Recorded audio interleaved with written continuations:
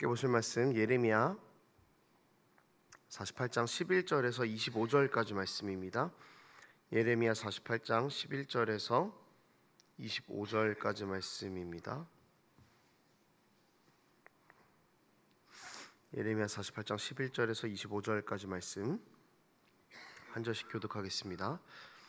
모압은 젊은 시절부터 평안하고 포로도 되지 아니하였으므로 마치 술이 찢기 위에 있고 이 그릇에서 저 그릇으로 옮기지 않음 같아서 그 맛이 남아 있고 냄새가 변하지 아니하였도다. 말씀하시니라. 날이 이르니 내가 수로 옮겨 담는 사람을 보낼 것이라. 그들이 기울여서 그 그릇을 비게 하고 두 병들을 부수리니 이스라엘 집이 베델을 의뢰함으로 수치를 당한 것 같이 모압이 그모스로 말미암아 수치를 당하리로다. 우린 용사여 능란한 전사라 하느냐. 만군의 여호와라 일컫는 왕께서 이와 같이 말하노라. 모압이 황폐하였도다. 그 성읍들은 사라졌고 그 선택받은 장정들은 내려가서 죽임을 당하니 모압의 재난이 가까웠고 그 도난이 속히 닥치리로다. 그의 사면에 있는 모든 자여 그의 이름을 아는 모든 자여 그를 위로하며 말하기를 어찌하여 강한 막대기 아름다운 지팡이가 부러졌는고 할지니라.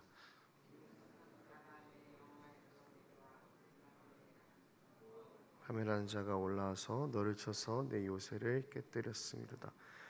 아로엘에 사는 여인이여 길 곁에 서서 지키며 도망하는 자와 피하는 자에게 무슨 일이 생겼는지 물을지어다.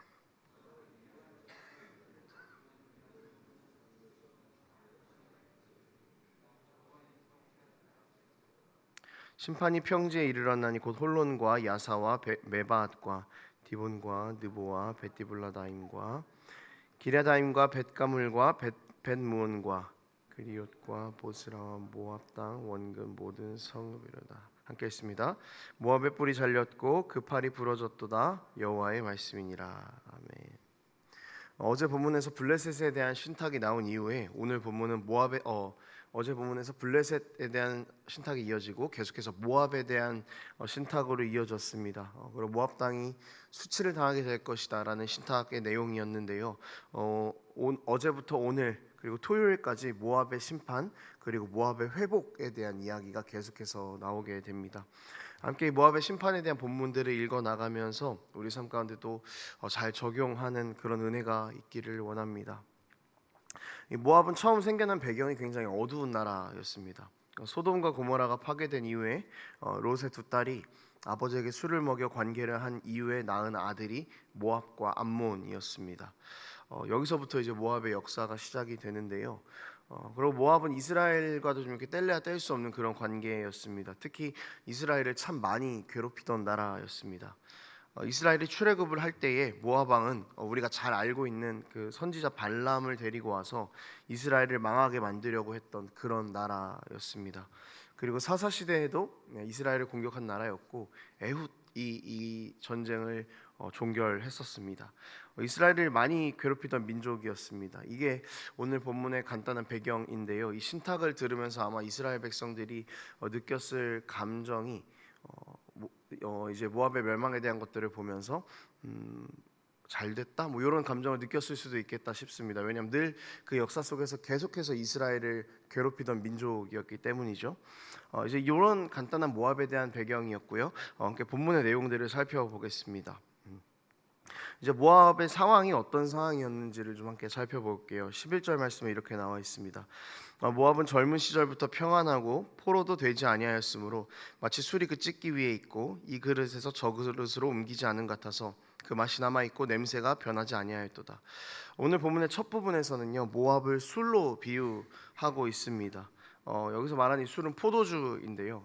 이 포도주로 굳이 비유를 한 이유는 모압에서 포도주가 굉장히 많이 나는 나라였기 때문입니다. 여러분 술을 담글 때 보면은 이 그릇 저 그릇 이렇게 옮기지 않고 한 그릇에 이렇게 가만히 보관하지 않습니까? 그래야 잘 담궈진 술이 되는 것이죠. 그러니까 지금 모압의 상태가 이 그릇 저 그릇으로 옮기지 않고 잘 담궈진 포도주와 같았다라는 것입니다. 침략을 당한 적이 없어서 안전한 상태의 모압이었다는 것이죠. 그런데 그런 모압에게 하나님께서 술을 옮겨 담는 사람을 보내서 그릇을 비게 하고 병들을 부수겠다라고 그렇게 이야기를 하고 계십니다.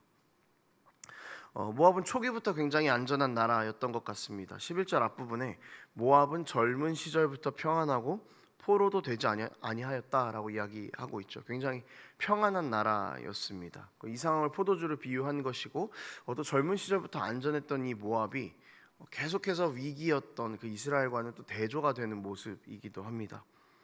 문제는 모압이 자신들이 젊은 시절 이 초기부터 안전했던 덕분에 착각을 하고 있었다라는 것입니다. 14절을 보면은요, 모압은 자신들이 용사이고 능란한 전사다라고 그렇게 착각을 하고 있었습니다. 그러니까 모압은 또 우상 숭배를 하는 나라였죠. 자기 자녀를 산 제물로 바치던 그런 나라였습니다.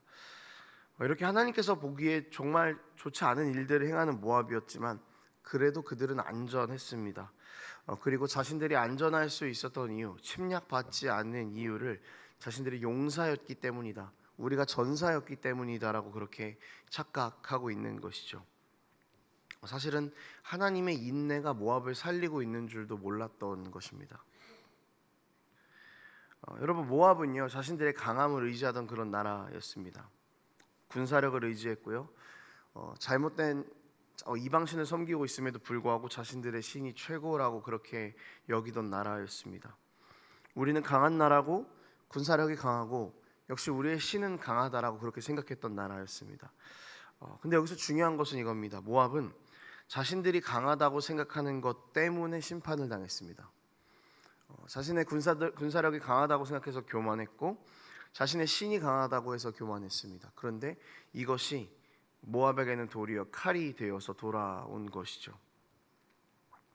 스스로 대단하다고 여겼던 군사력도, 최고라고 생각했던 자신들의 신도 모압의 심판을 비껴나가게 하지는 못했습니다. 모압을 지켜줄 수 있는 것은 그들의 군사력도 아니었고 그들의 신도 아니었습니다. 이런 모압의 모습에서 우리의 모습을 보게 됩니다. 여러분, 모압이 세상의 것들을 의지하면서 자신들이 강하다고 생각했던 이 착각이 여러분 우리에게도 동일하게 있는지 모르겠습니다. 우리가 세상의 것들을 의지하려고 하고 세상의 것들을 더 사랑하며 그것을 얻고 다 얻었을 때 나는 강하다, 나는 괜찮다라고 생각하는 것이죠. 하지만 이것은 껍데기에 집착하는 것입니다. 여러분, 우리가 이렇게 세상 것들을 계속해서 의지하고 내가 얻으려고 하고 그렇게 껍데기에 계속해서 집착하는 이유는 뭔가 하면은 여전히 나는 부족하다라는 생각이 자리 잡고 있기 때문입니다. 돈, 집, 차, 사회적인 위치, 세상의 평판, 이런 것들이 나를 강하고 안전하게 만들어줄 것이라는 생각을 하고 있기 때문입니다. 그래서 세상에서 부족함 없는 사람이라고 인정받는 것에서 우리는 안정감을 추구하는 것이죠. 나는 이루었으니 안전하다고 생각합니다. 나는 이루었으니까 강하고 나는 무너지지 않을 것이라고 생각합니다. 하지만 그렇지 않습니다, 여러분. 세상의 것들은 유한한 것들이죠. 사람이 의지하는 세상의 것들은 반드시 무너지게 되어 있습니다.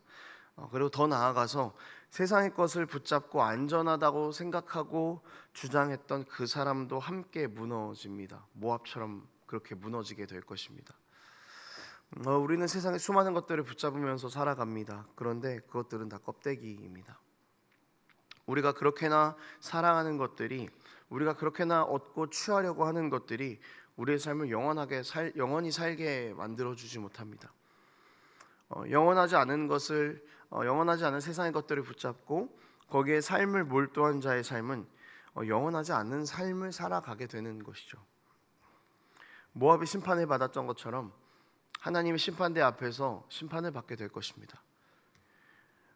여러분, 영생이냐 영생이 아니냐의 기준은 삶에서 무엇을 붙잡았냐의 문제입니다.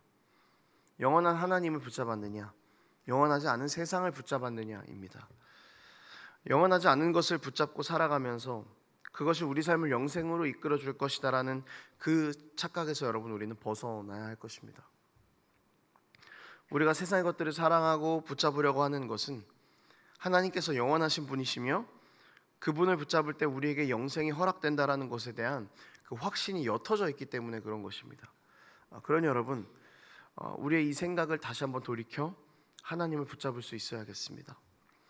영원한 하나님에 대한 확신, 그리고 그분께서 주시는 영생에 대한 확신을 가지고 다시 주님 붙잡는 우리 삶이 되기를 원합니다. 또 여기서 가장 중요한 것은 우리가 이미 영원한 것을 소유하고 있는 사람들이라는 것입니다. 하나님께서 자기 아들을 십자가에서 죽이심으로 우리에게 영원한 생명을 이미 주셨습니다. 그러니 우리는 이 사실을 더 굳게 붙잡아야 할 것입니다. 영원한 하나님을 붙잡는 그 삶이 무너지지 않는 삶임을 기억하며 나를 살게 만들 것으로 여겼던 세상의 것들을 다 내려놓는 결단이 우리 가운데 있게 되기를 소망합니다. 영원한 것을 쫓으려고 우리의 삶을 세상에 몰두할 필요 없습니다. 우린 이미 영원한 것을 가진 사람들입니다. 그렇게 우리가 이 확신을 가지고 이 믿음을 가지고 살아갈 때 하나님께서 주시는 영원한 생명을 누리는 그 삶을 경험하는 은혜가 있게 되기를 축복합니다. 정리하겠습니다. 사랑하는 여러분, 모압이 멸망한 이유를 보십시오. 그들은 스스로 강하다고 여겼습니다. 자신들이 가지고 있는 것 때문에 자신들은 괜찮다라고 생각했습니다. 그렇지만 하나님의 심판을 면하지는 못했습니다. 우리가 스스로를 강하다고 여기고 있지는 않은지 돌아봅시다. 그리고 우리가 가지고 있는 것들 때문에 내 삶은 괜찮다고 여기고 있는 것은 아닌지 생각해 봤으면 좋겠습니다. 우리가 붙잡고 있는 것이 하나님인지 아닌지를 명확하게 해야 할 것입니다. 그것에 따른 결과도 역시 명확합니다. 영생이냐 사망이냐입니다. 여러분, 영원한 생명을 이미 누리고 있으니 더 이상 세상 것에 눈을 두지 말고 미련을 두지 않는 우리가 되기를 원합니다. 우리가 다 하나님을 붙잡고 그 영생의 삶을 누리는 성도가 되기를 축복합니다.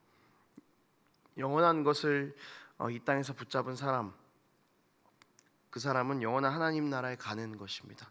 오늘도 이것을 기억하면서 하나님만 붙잡고 살아가는 그런 우리의 모든 삶이 되기를 원합니다. 이렇게 기도하겠습니다. 하나님 아버지, 우리는 여전히 연약하여서 세상의 강함을 추구합니다. 우리는 여전히 연약해서 세상에서 좋아 보이는 것들을 누리려고 합니다. 그래서 우리의 모든 삶을 거기에만 몰두하고 그렇게 살아갑니다. 하나님, 이런 연약함에서 벗어나겠습니다. 영원한 하나님을 소유하는 것에 우리의 모든 삶을 집중하고 하나님을 아는 자로서 살아가며 주께서 주신 영원한 생명을 누려가는 우리의 삶이 될 수 있도록 하나님 함께하여 주시옵소서. 여전히 세상은 우리에게 부족하다고 이야기하고 여전히 우리 스스로도 계속해서 부족하다고 생각하지만 우리는 예수 그리스도 한 분으로 충분함을 고백하는 그런 우리의 삶이 될 수 있도록 아버지 함께하여 주시옵소서. 감사드립니다. 예수님 이름으로 기도합니다. 아멘.